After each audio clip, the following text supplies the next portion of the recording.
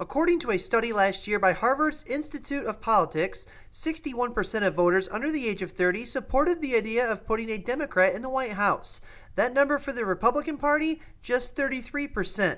Other results from the study went on to show that more and more millennials support the Democratic Party, but not Baraga native Jake Putala. Ultimately, I'm fighting not for the generation right now, but I'm fighting for the future generation. And one of the big issues that is important to me is fiscal responsibility.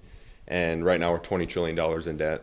Putala serves as the youth chair for the Baraga County Republican Party. He's been involved in politics since middle school. I just started off going door to door, doing parades, delivering campaign materials.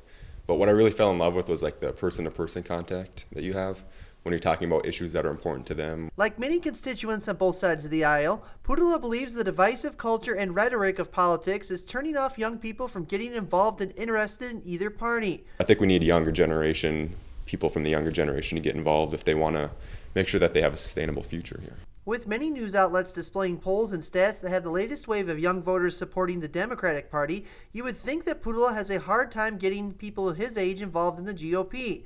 But he says that's not the case. Actually, I've been surprised, especially in Baraga County and Houghton County. There are a lot of young conservatives, but sometimes they're almost afraid to admit that because there's just kind of a stigma that goes along with being a young Republican, and especially on college campuses.